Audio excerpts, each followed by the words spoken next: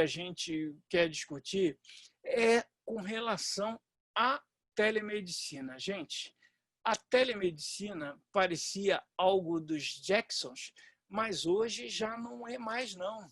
É verdade, a telemedicina ela já faz parte do nosso dia a dia, né? Mas antes de eu entrar aí nessa parte tecnológica, alguém, Barros, quer fazer alguma pergunta aí, fazer alguma colocação? Alguém necessita, algum aluno deseja fazer alguma colocação?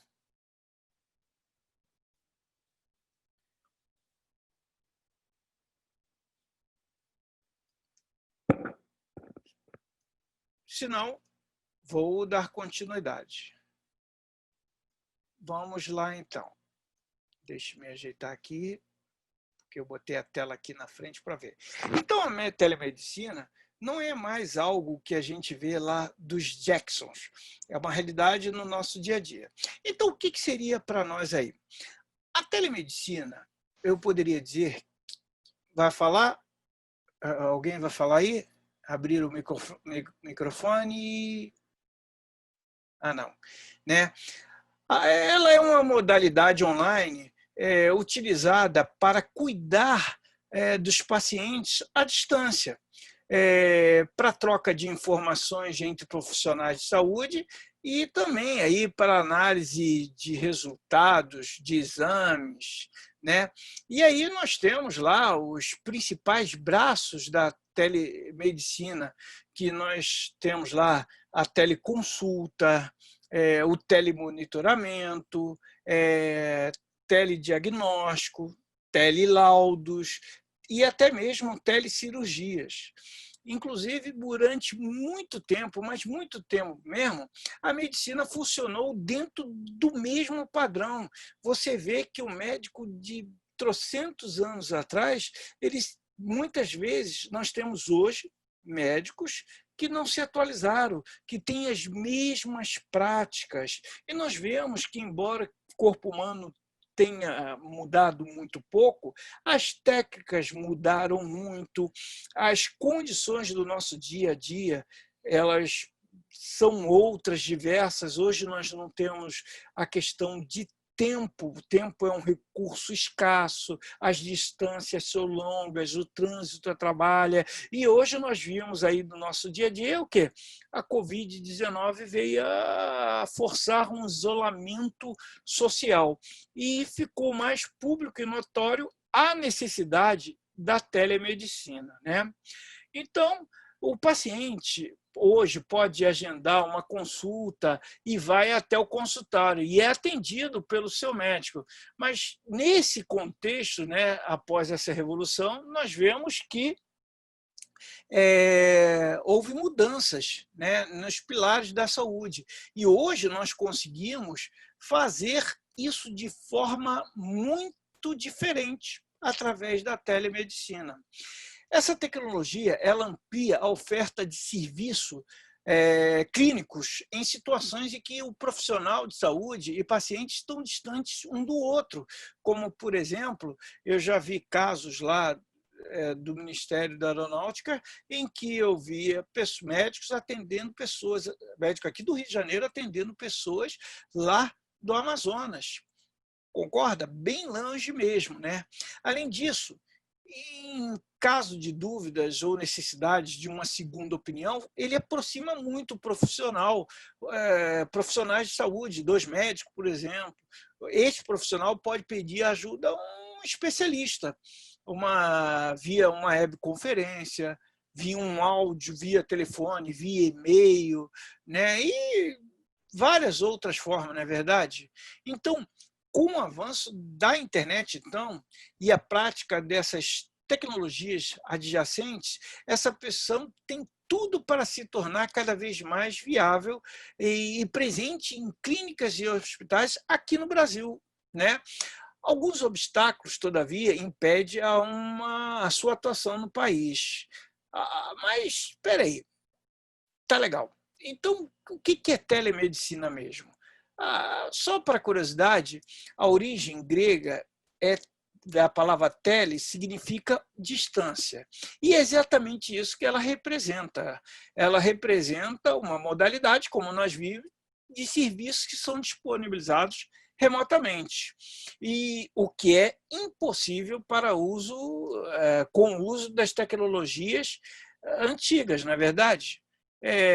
Podemos ter cuidados com a saúde facilitando lá o médico online, né, auxílio de profissionais de saúde. Hoje, eu observei, por exemplo, muitos médicos, muitos psicólogos se oferecendo de forma gratuita ou não na internet para atender o pessoal que teve problemas, né? Por exemplo, aqui no condomínio onde eu tenho, nós temos psicólogos atendendo, por exemplo, pessoas que, devido ao isolamento, moram sozinhas, são de idade, e aí começam a ter uma nova problemas psicológicos. E esses profissionais estão atendendo, estão cobrindo esse serviço.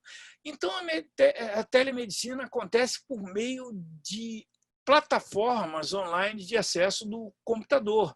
A nível de hardware, nós temos lá tablets, smartphones e até notebooks ou desktop. E, com isso, ela garante uma elevada velocidade na troca de informação e em suporte tanto para a medicina tradicional como para essa nova tipo de medicina assistida por essas TICs, por essa telemedicina, não é? Essa ferramenta surgiu devido à evolução do conhecimento científico, dos sistemas de apoio de decisão, permitindo que apoio de profissionais qualificados seja levado a locais distantes de forma eficiente. Além disso, é importante saber que a telemedicina também oferece recursos de monitoração de parâmetros fisiológicos para que desvios sejam detectados logo, o mais rápido possível, antes que a doença se agrave e que provoque até mesmo danos irreparáveis em nossos pacientes, não é verdade? Ela permite contar com uma estratégia de grande potencial em melhorias para assistência de saúde nos mais diversos lugares do mundo, pois agiliza processos e coloca um número maior de pessoas em contato com profissionais capacitados e especializados. Ao contrário, inclusive, do que muitas pessoas pensam, a telemedicina não é inimiga, muito menos uma substituta da medicina usual que nós temos. Na verdade, ela representa um grande avanço para a área, contribuindo também para aprimorar seu lado mais humano. E, inclusive, aí no nosso curso, se você fizer parte de nossa pós-graduação, a gente vai tentar te mostrar mais de perto quais são essa tecnologia para você aplicar ou para você saber como conviver aonde você trabalha, não é verdade? Bom, e ela nos possibilita, inclusive, o atendimento e acompanhamento médico à distância, que tornou a realidade, né, por causa do coronavírus, em função dessa necessidade social que nós vemos. A principal área dessa telemedicina nós podemos falar que, deixa eu passar os slides, né, que seria o quê? A emissão de laudos, né? A emissão de laudos, os famosos telelaudos, a imagem até nos sugere isso, é uma das principais vantagens da telemedicina. Isso é possível por meio de softwares de saúde que promovem o recebimento desses exames, como você vê aí nessa imagem aqui, né? Recebimento desses exames, radiografias, tomografias, ressonâncias magnéticas, eletrocardiogramas, e outros, para análise e diagnóstico de um médico, de um especialista. Concorda comigo? Então, ela, além da agilidade proporcionada por essa emissão desses telelaudos, essa ferramenta contribui muito ainda para a diminuição dos custos com materiais como de impressão, como folha, papel, lá no caso das radiografias, filmes radiográficos, o que é muito benéfico, né, para o orçamento da instituição e também para o meio ambiente, visto que o uso desses materiais, que são poluentes, é bastante reduzido. Não é verdade? Concorda comigo? Nós temos também a teleconsulta, né? Teleconsulta, o que seria isso? Ela vem permitindo o atendimento médico à distância. Essa teleconsulta, ela trata-se de diversos tipos de serviços da rotina clínica praticados em um ambiente digital, como triagem, por exemplo, a orientação de acompanhamento de pacientes. Além disso, essas consultas podem ser feitas entre o próprio médico com outros, né, especialistas, seja para contar com uma segunda opinião ou discutir sobre os melhores métodos diagnósticos de tratamento, por exemplo. Tudo isso dentro de uma plataforma digital, por meio de e-mails, por meio de videoconferência, trocas de áudio, de chats. Por exemplo, minha filha teve um probleminha no ouvido e o médico fez os exames e não constatou nada, até que viu algo diferente.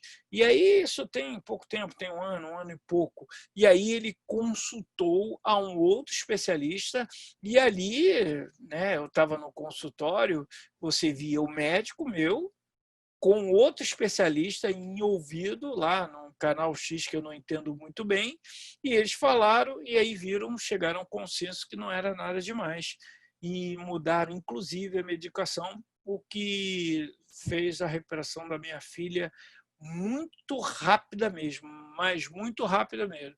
Ou seja, isso já não é mais novidades, isso aí faz parte do nosso dia a dia que nós podemos ver.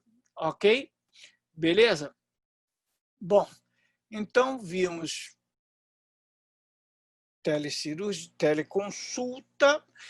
Temos também o próximo tópico abordado, e aí nós vemos que nós estamos.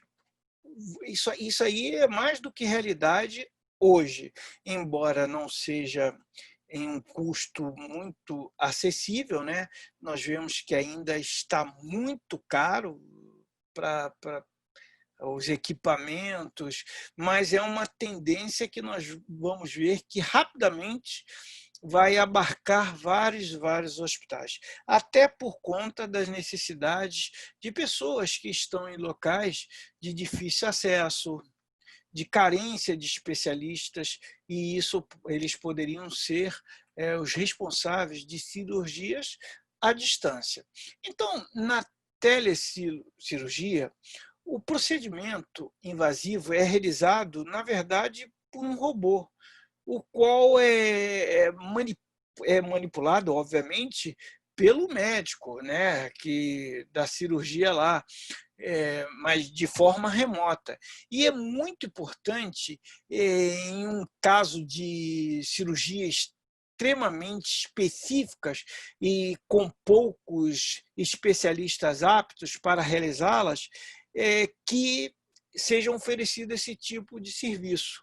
Existem clínicas aí que carece mesmo. Eu, por exemplo, teve um exemplo de uma conhecida minha que teve um problema de um câncer no ouvido interno, e aí o número de especialistas aqui no Rio de Janeiro era muito pequeno e todos ocupados, uma fila muito grande. Ela teve que viajar para outro estado para poder ser atendida o mais rápido possível, né? Agora, se já tivesse recurso dessa telecirurgia, ela não teria esse problema. E aí, esse profissional pode estar lá poderia estar lá em São Paulo, que era o caso dela, poderia estar em outra cidade, em outro estado, região, ou até mesmo em outro país, não é verdade? E, todavia, uma das exigências da legislação é que um médico esteja presente durante o procedimento, para que ele dê continuidade quando ocorra alguma ocorrência ali necessária, como se fizer necessário, como, por exemplo, uma queda de energia. Então, a legislação prevê isso. Ademais, o hospital deve utilizar um software de qualidade que garanta a segurança dos comandos e a informação transmitida, o que isso, em termos de custo, é bastante oneroso, né? Quando as cirurgias realizadas por meio de videoconferência, a equipe receptora das imagens, dos áudios e demais dados deve ser formada ali por médicos, obviamente, né? E isso é uma realidade nos dias de hoje. Outra área que também tem crescido bastante é a do telediagnóstico, como nós vemos aí, né? Com os telelaudos emitidos pelas clínicas de diagnóstico e hospitais, né?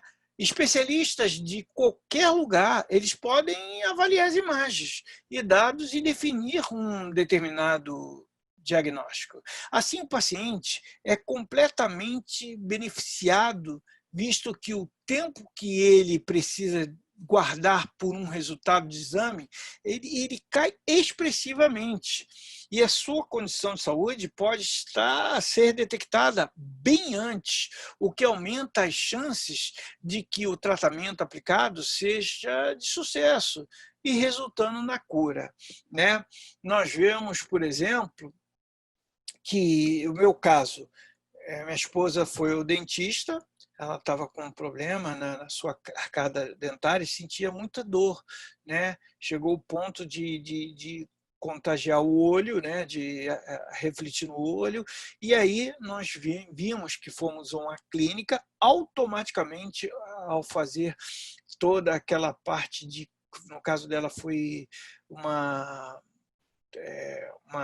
ressonância magnética ali, uma chapa ali, automaticamente isso foi enviado para um sistema e o médico teve acesso, e de lá que ele estava viajando, ele já disse que remédio especificamente para ela tomar, porque no outro dia ele já estaria lá na clínica dele, que é uma clínica grande, para fazer a cirurgia em sua boca, né? Ele era um especialista, Bucomax, né? E fazer isso. Então, tu vê que isso já é uma realidade. Hospitais como aqui, Unimed, Amil, aqui na Barra da Tijuca, por exemplo, você não vê correndo mais aquelas chapas daqui para cá. Tudo vai através de sistemas. E muitas vezes esses sistemas são acessados por médicos que estão em deslocamento ou médicos que analisam no conforto do seu lar para se preparar para uma determinada cirurgia ou para um determinado atendimento específico, não é verdade? Bom, o próximo que a gente vê é o que nós chamamos de telemonitoramento, né? Hoje eu tenho até aqui, ó, não sei se dá para ver, pulseiras, que, claro, aqui não seria tele, mas que fornece esse monitoramento, né? Mas existe isso a nível de monitoramento à distância. Só para você ver, quando eu estava fazendo o mestrado, eu me lembro muito bem, foi há uns 10 anos atrás, mais ou menos, o que aconteceu? Nós importamos lá no NCE da UFRJ um equipamento capaz de medir a condutância da pele das pessoas. Por quê? Através da condutância elétrica da pele das pessoas, era possível acompanhar o estado emocional daquela pessoa, através de análise de dados, que não vamos discutir aqui, alguns modelos que nós temos. E aí, o objetivo inicial era para o quê? Atender apoio psicológico, né? O meu mestrado era em informática, né? Mas trabalhando junto com o pessoal de psicologia para apoio psicológico dessas pessoas. E aí, o que, que acontecia? Essas pessoas usavam esse aparelho como se fosse uma pulseira dessa um pouco maior, e aí andavam por onde morava. Como normalmente era um projeto ligado à sociedade, tem uma comunidade aqui chamada Comunidade da Maré, e essa comunidade, a maioria das pessoas eram de lá. O que, que aconteceu? Começou a se perceber que em determinados locais, determinadas horas, havia uma alteração muito grande dessa condutância que nos levava a crer que o estado emocional dessas pessoas estavam é, bem diferentes. E aí, para você ver, à distância, em casa, conseguíamos verificar isso e os psicólogos também, para justamente fazer acompanhamento. Conclusão, aqui deu isso. O projeto, inclusive, foi útil para equipes da polícia, porque perceberam que quando essas pessoas ficavam nervosas, muito nervosas, determinado número de pessoas, você via que era normalmente em função de tiroteios, e como o monitoramento era via a distância e conseguia pegar sinal de GPS, aí o que, que acontece? A gente conseguia saber exatamente o ponto onde ele estava acontecendo aquilo. O objetivo inicial não foi esse, mas para você ver que esse telemonitoramento na área de saúde, inclusive, facilitou para foi elencado, aproveitar para um telemonitoramento na área de segurança. Interessante, não é verdade? Então, no fundo, é um tipo de vigilância que você tem, uma vigilância branca, né? A vigilância de parâmetros de saúde de um paciente à distância, o qual pode estar com internação clínica ou domiciliar, e isso nós chamamos de telemonitoramento. Isto é possível, como eu te falei, um exemplo do equipamento, né? De dispositivos que são implantáveis ou agregados que medem os sinais vitais de paciente e transmite esses dados diretamente para o médico responsável, né?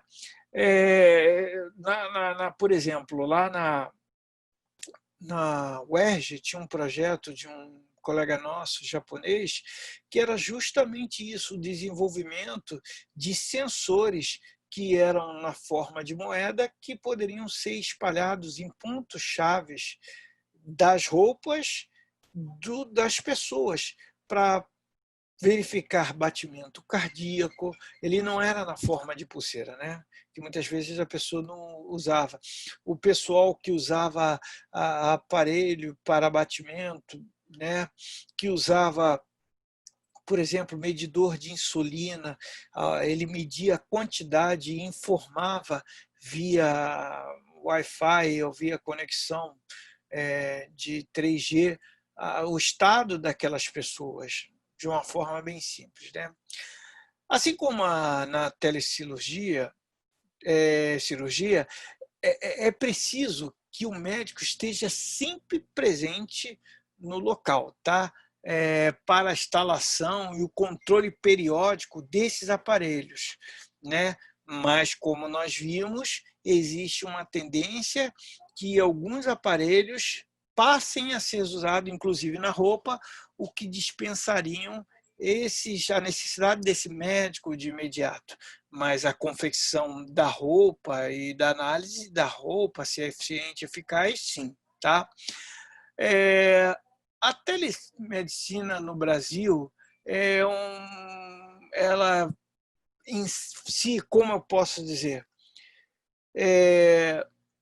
a telemedicina é uma atividade médica regulamentada lá pela American Telemedicine Association, ela é chamada de ATA, se não me falha a memória.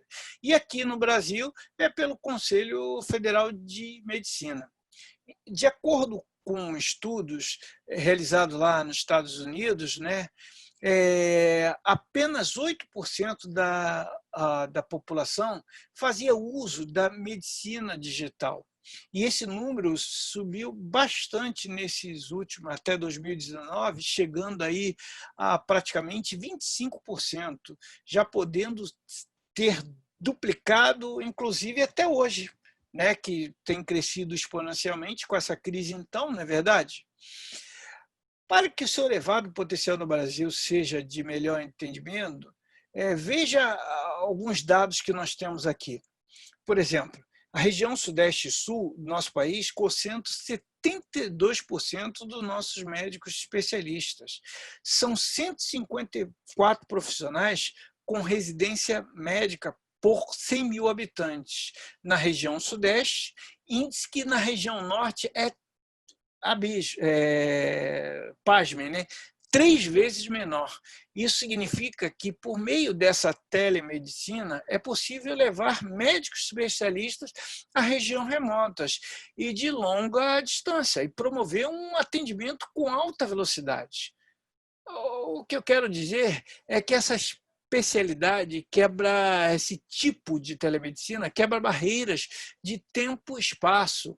No mundo, a telemedicina teve o seu surgimento oficial mesmo lá em, se não me falha a memória, em 1960, década de 60, e no Brasil em 1985, por meio da disciplina informática médica lá da Faculdade de Medicina da USP, período em que, inclusive, a Revolução Digital ainda nem era uma certeza e que não valorizava, inclusive, o alto potencial dessa área. Entretanto, em 90, nós vimos o quê?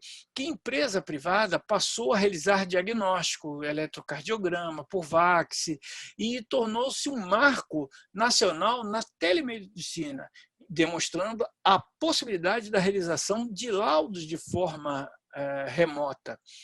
Em 2002 foi inclusive formado lá o Conselho Brasileiro de Telemedicina e Telesaúde. Este sim que garante a discussão periódica desse tema, como a apresentação de tendências mundiais digitais, o que trouxe, inclusive, alta credibilidade para o setor.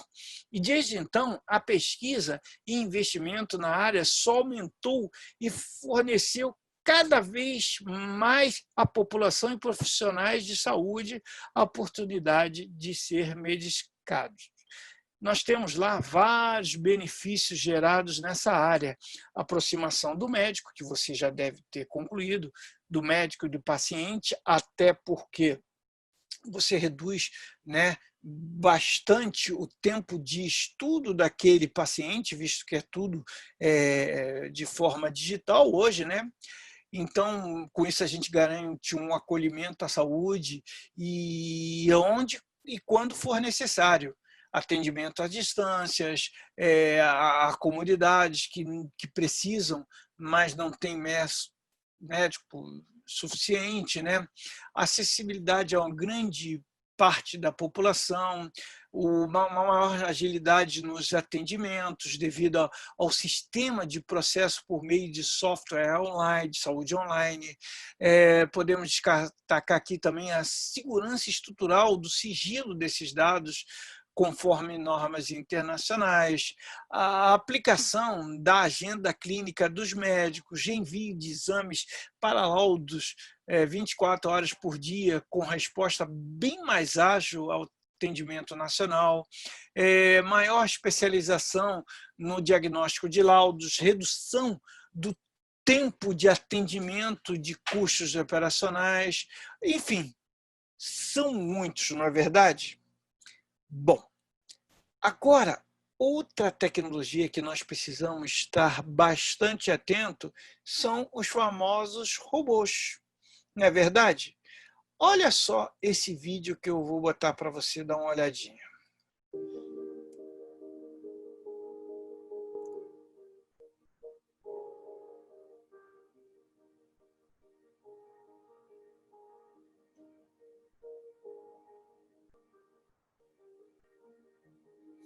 Reparem o grau de precisão que tem esse robô. Ele está descascando uma uva.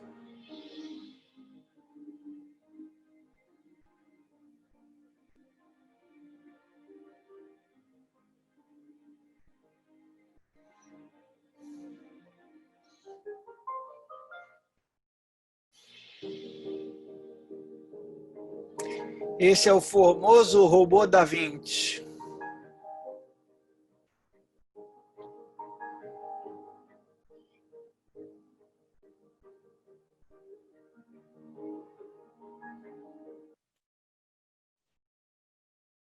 Bem legal, né?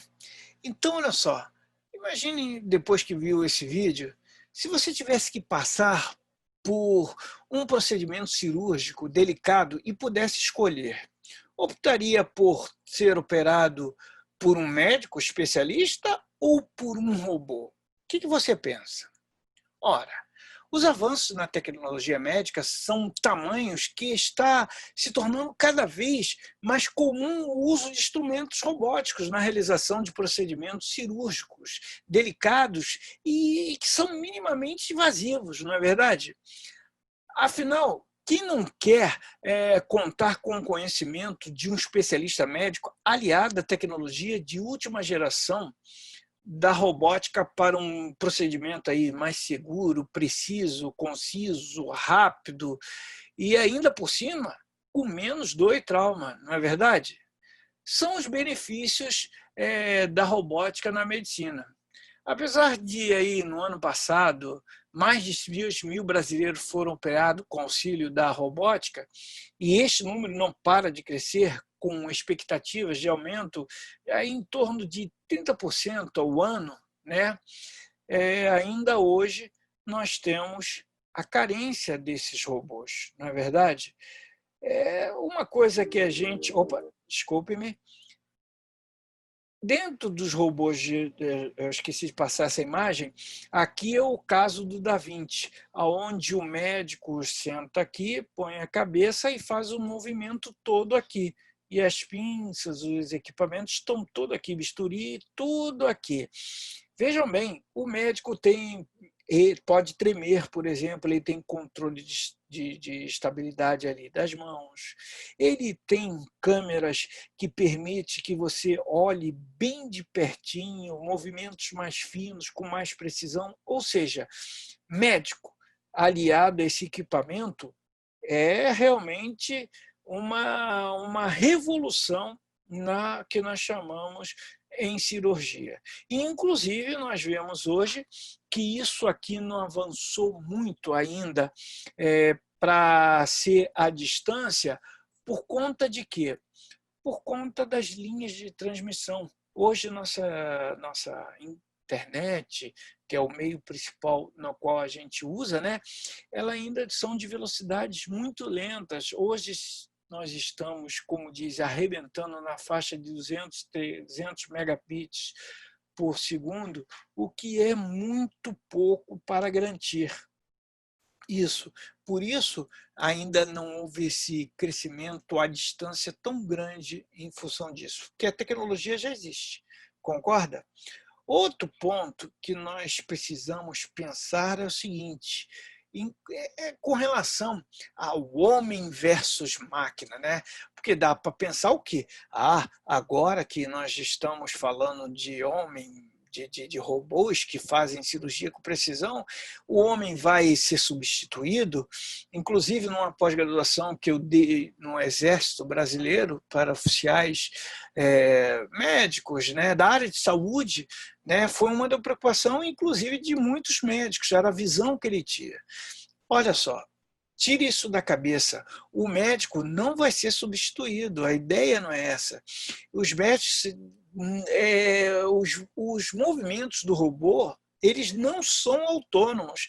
A tecnologia depende inteiramente do ser humano que está ali operando, que é o médico, e só funciona com a existência de profissionais habilitados para operacionalizá-lo. Ou seja, inclusive, não é um médico qualquer, é um médico especialista que tem que estudar muito para isso. Os instrumentos de robótica são muito utilizados como uma extensão, digamos assim, da mão do cirurgião e obedece ao seu comando. Os movimentos são escalonados, evitando aquele tremor que todos os humanos têm. Por mais experiente que seja, ele tem esses tremores, permitindo acesso a áreas mais delicadas do corpo e executando movimentos ali pequenos, milimétricos, com a mínima chance de erro que nós temos, né? O uso de dispositivos robóticos em cirurgias, ele começou lá na urologia e na ginecologia, e em alguns tipos de cirurgias torácicas e abdominais. A técnica é bastante comum em procedimentos para retirada, por exemplo, de vesícula, né, por meio da laparoscopia. Hoje, um grande triunfo, um dos trunfos, digamos assim, da robótica foi ter entrado no campo da neurologia. Se há um local em que a precisão é ainda mais do que fundamental, meu amigo, minha amiga, esse lugar é o quê? É o cérebro, as outras áreas e as outras áreas da neurologia também. O cirurgião neurológico, né, neurologista, e o diretor de neurocirurgia da Sociedade Mundial de Robótica, Dr. Paulo Portobello, foi quem trouxe essa técnica aqui para o Brasil, direto dos Estados Unidos, em 2011. Além de amplificar lá o potencial do cirurgião, eliminar aquele tremor, o especialista destaca uma habilidade exclusiva do robô. E sabe qual é? O punho gira em 7 eixos diferentes, 360 graus, movimentos que são impossíveis à nossa mão, não é verdade? O escalonamento de movimentos também é uma grande vantagem. Se faço um movimento de 0,5 centímetros lá com a mão, o robô faria com 0,05 centímetros. Isso acaba deixando a cirurgia mais delicada, mais fina, mais precisa, ela mais segura, com acesso a regiões que não se conseguiria facilmente com as mãos, né? Porque o tamanho do robô ele é muito menor que a mão humana, não é verdade? Então, existe N vantagens que você vai acompanhar em nosso curso e saber como elas são aplicadas, né, dessa tipo de medicina, certo? Bom, o outro aspecto é a evolução da medicina, né? A evolução da medicina, como o próprio nome já diz, né, a cirurgia guiadas pela tecnologia de câmeras, como laparoscopia, né, estão bem difundidas aqui no Brasil, bem consolidadas. As realizadas com auxílio de robótica crescem aí à medida em que os novos robôs são implementados aqui na nossa nação. Em 2008, para você ter ideia, eram só 3 robôs. Atualmente, nós temos aí, no ano de 2019, mais ou menos 40, podendo passar de 50 já nesse ano, já no meio do ano, segundo os dados lá da nossa Sobracil. A tendência é que a tecnologia se espalhe nos próximos anos, quando encerrará o monopólio que existe hoje, entre outras companhias, de ingressarem no mercado de soluções igualmente eficazes, não é verdade? Outra coisa que nós vemos é os robôs anãs, os robôs cirurgiões, né, como o Da Vinci que nós vimos aqui, né, que é o robô cirurgião mais usado aí no mundo, com 40 mil médicos, 43, 44 mil médicos treinados para operar e mais de 5 milhões de pacientes atendidos em 66 países. um case de sucesso. O robô cirurgião amplia as habilidades manuais e visuais do médico, como nós vimos anteriormente. Não é verdade? Nela, o médico pode, como você pode ver aqui na figura, ele pode sentar confortavelmente e isso facilita muito, né? O cansaço do médico, né, ameniza muito esse cansaço do médico em cirurgias longas, principalmente. Não é verdade? Um outro aspecto que nós vamos entrar aqui, que são o quê? Nada mais importante, e assim, de novo, que são a era do micro, né? A gente fala tudo pequeno, né? Que são os micros robôs. Bom, os micros robôs. A partir aí da década de 90, 1990, 92, 91, por aí, métodos e ferramentas para posicionarem, para permitir aí o posicionamento e a movimentação de objetos microscópicos através de estruturas de tipo pinça, pipeta ou cantilever, que é micromanipulação, eles permitiram o desenvolvimento dos primeiros sistemas microrobóticos acionados por motores ou guiados por campos físicos remotos, capazes de executar aí tarefas muito específicas e de se movimentar em diferentes meios, quer sejam eles sólidos ou líquidos, né? Inclusive, a biologia usa reações catalíticas de combustíveis químicos para fazer coisas se moverem. Foram criados micromotores sintéticos aí entre 2002 e 2005, né? Com essa finalidade, né? E com isso, muitos pesquisadores descobriram que não apenas a energia química, mas também a energia elétrica, magnética, acústica podem ser usadas para impulsionar e controlar os objetos no movimento na escala de nanômetros a micrômetros, digamos assim, né? Então, essa micromanipulação feita de células começou a partir de 2000, tendo como uma das primeiras aplicações práticas a de fertilização in vitro. E depois disso, a coisa avançou muito, mas ainda temos aí o desafio dos micro-robôs, né, desenvolvimento dessa tecnologia, é que seja capaz de navegar pelo organismo e liberar fármacos em órgãos ou células-alvos sem serem reconhecidos pelo sistema imunológico, como corpos estranhos, né? As tecnologias em fase de experimental mais promissoras hoje se assemelham à bomba Rose Nelson. Entre elas estão os micro-robôs motorizados, artificiais e híbridos, digamos assim, né? Bom, deixe-me ver a hora. Nossa, o tempo voa muito rápido, né? Vamos ver wearables. O que seria wearables na nossa tradução? Fica um pouco assim fora, né? Elas seriam vestíveis, né?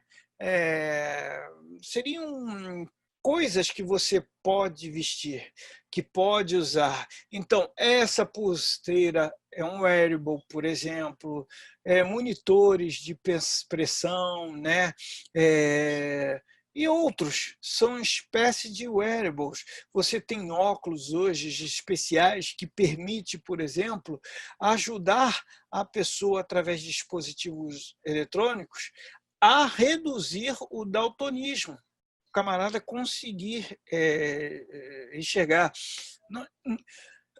Em uma universidade que eu trabalho, né, um grupo de alunos foram premiados, saiu um jornal aí, inclusive, que eles desenvolveram um óculos que o cego usava e, através de ultrassom, ele conseguia identificar obstáculos na frente, ajudava muito. Eles começaram também a desenvolver, anteriormente, as bengalas inteligentes, que também possuía ultrassom para isso, ou seja, esses wearables, vocês são capazes de monitorar lá os sinais das pessoas, batimento, qualidade de sono, enfim, para que seja de parâmetro, quer seja para ele ou para médicos, né? Dessas informações, né? E isso, o preço hoje, nós vemos que caiu bastante. Você tem lá, por exemplo, o Apple Watch que você tem, né? A smartwatch da Samsung, ou até mesmo essa aqui que é da Xiaomi, né? Que são exemplos práticos que nós temos hoje disso, né?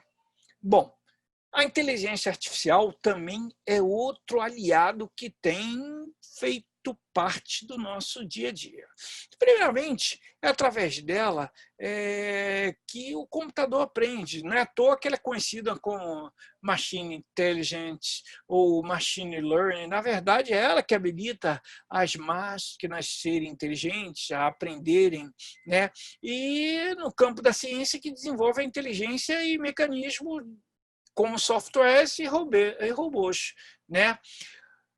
Veja bem, um computador, como é que ele aprende? Ele aprende através de padrões. Então, por exemplo, você pega dois bichinhos, você pega uma baleia e pega um boi. Aí você bota um cavalo. Se você pede para classificar, provavelmente você vai classificar o quê? Boi e cavalo junto e peixe, porque a baleia porque é da água, não é verdade? Se eu adiciono um tubarão, né, a história, você manterá essa classificação. Mas se eu começar a aumentar o número de peixes de um lado e mamíferos do outro, vai chegar uma hora que você vai perceber que, na verdade, a separação não se dá por ser animal terrestre ou por ser animal de água, mas sim por respirar, a forma como respira. Um respira, tem um sistema respiratório similar ao nosso, e outro é através de brânquias. E aí, essa é a inteligência. A inteligência aprende por padrões, não é verdade?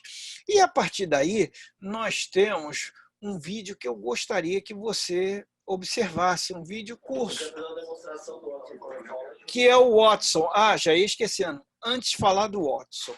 O Watson é um supercomputador que aplica a inteligência, né, artificial para a solução de problemas que variam das mais diversas áreas, desde problemas econômicos a problemas cognitivos, enfim, são várias. Aqui no nosso caso, ele também é muito aplicado à nossa medicina. Afinal de contas, ele é um ótimo analisador de padrões.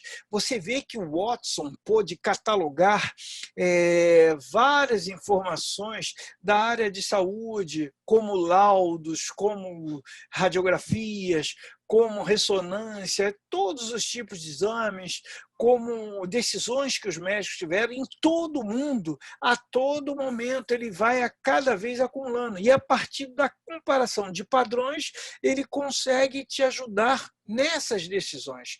Então, você vai ver aqui um exemplo da sua aplicação, visto que nosso tempo é bastante restrito. E a ideia aqui é realmente entrar numa instância de demonstração do Watson Oncology, mas realmente a gente trazer todas as informações. Fiquem à vontade para perguntar mesmo durante o processo, para que todo mundo saia daqui sabendo realmente o que é o Watson Oncology e como que ele vai ajudar nessa transformação. A gente pode chamar ele do quê? De um software, de um aplicativo? Uma tecnologia cognitiva. Tecnologia cognitiva. Obrigado pela pergunta. Inteligência artificial pode ser? A inteligência artificial é um pedaço da tecnologia cognitiva. A tecnologia cognitiva ela é formada por 3 pilares, que eu comentei lá em cima. Então, primeiro, entender a linguagem natural humana. Então, só nisso você já tem diversos mecanismos necessários para que você identifique qual é a intenção daquela comunicação. Então, quando a gente utilizar o Watson, vocês vão ver que ele vai trazer os artigos científicos relacionados ao caso daquele paciente que a gente for analisar. Esse é o primeiro pilar. Depois tem gerar todas as possíveis respostas com suas evidências científicas. E o terceiro é continuar aprendendo e se adaptando. Então, isso é uma tecnologia cognitiva, esses 3 grandes pilares. A inteligência artificial ela está como parte dessa tecnologia cognitiva, que ela é muito maior. Então, vamos lá. Então, essa é a carinha do Watson Pharmacology. Então, aqui é o Dr. Miguel acessando. Então, hoje, o Dr. Matheus... Vamos reduzir um pouquinho, por causa do nosso tempo. Você vê que o Watson permite, a partir de... Deixa eu diminuir o volume um pouquinho, né? Ele permite, a partir de consultas que você faz, da análise de vários outros documentos que ele já tem documentado, te auxiliar no processo decisório de diagnósticos, identificação de doenças, ou seja, lembrando que o Watson não é exclusivamente destinado ao uso da medicina. Tem outras aplicações, mas na medicina tem se constituído de forma muito forte, né, digamos assim, no apoio aos nossos médicos, né, no processo decisório das nossas informações. Inclusive, universidades americanas têm usado ele como ferramenta essencial para esse processo de diagnósticos, né? Bom, uma outra tecnologia, uma outra tecnologia é a de Big Data. Mas espera aí, Oswaldo, por que tu está me mostrando isso? Olha essa figura, não tem nada a ver com medicina, né? É comum você encontrar lá na internet, aí no Facebook, nas redes sociais, que mostra aí um processo decisório a partir da análise de tiros que uma aeronave tomou na guerra. Essas aeronaves pousaram e aí verificaram o seguinte: olha, eles tomaram tiro nessa área. Então, o que a gente vai fazer? Vamos reforçar, já que não dá para blindar todo o avião, para mitigar o perigo, a gente começa a blindar onde se concentra mais o tiro. Na verdade, você tinha os dados, quais foram os tiros, informações como aonde se concentraram esses tiros, mas, na verdade, o que nós podemos perceber? Tiro, ela levou todo. Acontece que, se ela pousou, os caras vieram com vida. Então, aqueles tiros não foram tão danosos. Nós vimos o quê? Que as que não pousaram, provavelmente, tomaram tiro nessas outras áreas. E é estas áreas que derrubam o avião, com o motor, e a partir daí nós vemos que aí seria a forma correta de se blindar aí. Tá legal, Oswaldo, mas e aí? O que eu estou querendo falar é que hoje o mundo, os dados, eles não vêm só do teu banco de dados. Concorda comigo? Por exemplo, o Odyssey mesmo, ao coletar informações, já pensou? Só a informação que eu cadastro nele, ele precisa ter acesso a outro tipo de informação. Muitas dessas informações estão organizadinhas em bancos de dados, como a sua, mas outras nem tanto, como, por exemplo, elas estão mais ou menos organizadas, como, por exemplo, estão em e-mails, né, cabeçalho, assunto, destinatário, né? Estão, por exemplo, em HTMLs que você vê aí, códigos, mas ainda assim também existem informações que estão totalmente desorganizadas, informações que estão em textos, que estão em redes sociais, informações que estão em artigos, informações que estão em voz, em vídeo, como esse que eu te passei. Pois é, esse é o Big Data. O Big Data nada mais é que um conglomerado tecnológico, né, que destina-se ao quê? A fazer o armazenamento, né, a poder trabalhar com volume de informações muito rápido, né, de forma rápida, grande, de forma eficaz. Ou seja, eu preciso ter um volume muito grande de informação para justificar lá o meu Big Data, se eu não tiver. Tem que ter uma velocidade muito grande de processamento desse volume grande de informação, não é verdade? Afinal, sem isso, e eu tenho que ter uma variedade de dados, de fontes distintas. Isso é o que o Big Data faz. Então, ele permite que eu consiga trabalhar com esse grande universo de dados que existe aí distribuído, esse lago de dados que existe no mundo disponível para você. Nós mesmos geramos dados toda hora e, a partir dele, nós podemos trabalhar de forma a tirar conhecimento através desses dados manipulados. Existe um caso que é bastante interessante, do Walmart, né? Aconteceu o seguinte: aconteceu que percebeu-se, né, que normalmente quando a criança comprava leite, né, estava havendo o aumento do consumo de bebidas. Aí o camarada, pô, produtos de neném vendendo mais, bebidas mais, pô, se está aumentando bebidas, vamos botar coisas correlatas, vamos botar outros drinks, churrasquinho, isso, aquilo, para lazer e investir de beber. Foi um caos no Walmart. Por quê? Na verdade, através de uma inspeção de Big Data, né, aplicação do Big Data, sob de mineração de dados ali, foi descoberto que, na verdade, o que estava acontecendo ali? Era muito mais do que a estatística podia reconhecer. Na verdade, eram pais separados que, para ficar com um bebê, né, o número era muito grande, final de semana dele, ele pegava lá bebidas para acompanhar. Ele bebia, ficava em casa, não podia sair, o cara normalmente era solteiro, e aí isso foi o motivo tal. Então, o caso clássico. Outra forma é o BI. O BI também é muito importante no nosso dia a dia. E, inclusive, não se esqueça que no nosso curso a gente vai falar mais de perto tanto do Big Data, como até mesmo do BI aplicado à saúde, né? Que é uma das fontes. Então, o que acontece? O BI ele é um pouquinho diferente do nosso Big Data. Na verdade, eles até se complementam. Na verdade, o BI ele trabalha com dados estruturados, normalmente através de um data warehouse, que não vem agora ao... Não tem razão de a gente conversar, já que estamos apresentando, mas vamos falar isso mais de perto, aplicado à saúde, que são dados estruturados, volume de dados estruturados, é verdade, mas dados estruturados. E aí ele direciona a quê? A fazer consultas, ele é direcionado a consultas de formas alinhadas ao processo, ao negócio em questão. É uma ótima ferramenta. Normalmente ele se apresenta na forma de um dashboard, onde tem gráficos, relatórios, que te ajudam nesse processo decisório da empresa. O Big Data já tudo bem, tem um pouco disso, mas ele está voltado mais para essa pluralidade de tipos, volume e velocidade de tratamento, de processamento desses dados.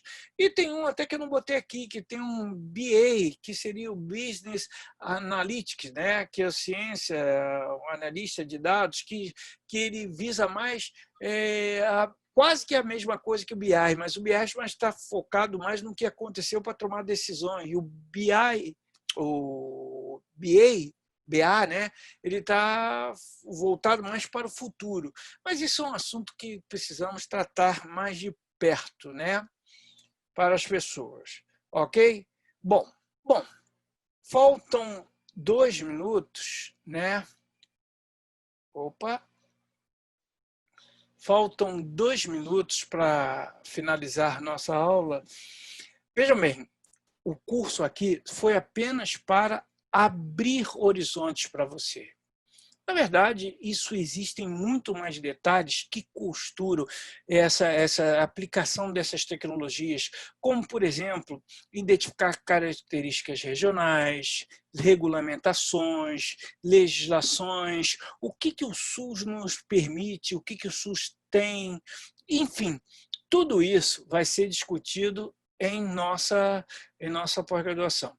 Então, se você é um gestor, se você é um dono, se você é um membro de equipe médica, membro da área de saúde, isso é essencial para o seu conhecimento. Espero que eu tenha ajudado a elucidar algumas místicas, alguns conceitos que ajudarão a entender melhor os sistemas que você vai interagir em suas organizações. Alguém gostaria de alguma pergunta aí? Alguma colocação? Se não há... Oswaldo, não, só para...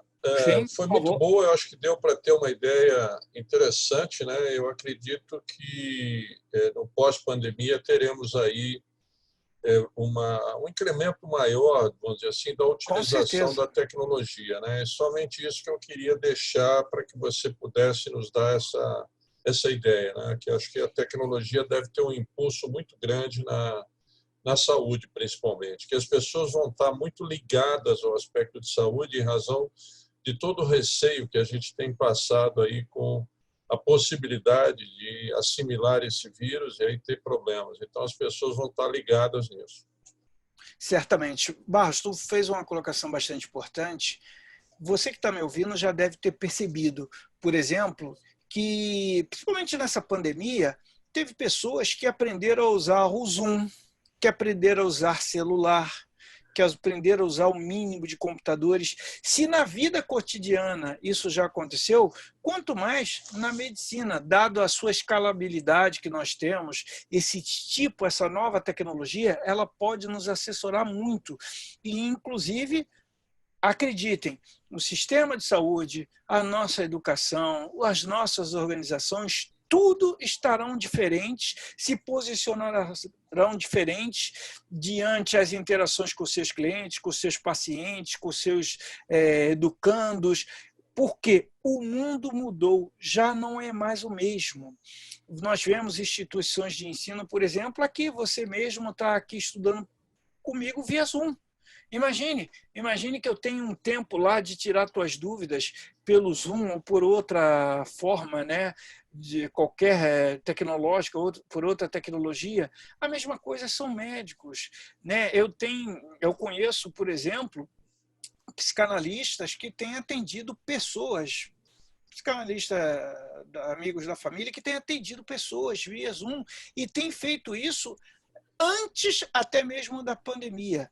O fato é que nós precisamos estar bastante, digamos, ambientados nessas tecnologias, porque elas farão, se já não fazem parte do dia a dia. Só que se elas já fazem, farão com mais intensidade. E você precisa estar sabendo disso, senão você começa a se tornar obsoleto. A nossa pós-graduação tem esse objetivo, ok? Excelente, foi muito boa a apresentação, acho que foi esclarecedora e vamos contar aí que as pessoas realmente possam aproveitar bastante esse conhecimento. Certamente, eu tenho certeza que quem assistir esse vídeo vai chegar a uma conclusão que, se ele era principalmente da área de saúde, ele deve fazer parte dessa pós-graduação. Excelente, uma boa noite. Obrigado aí pela atenção. Senhores, mais alguma pergunta? Instituto Ventura, alguma pergunta, alguma colocação que deseja? Então, boa noite, gente.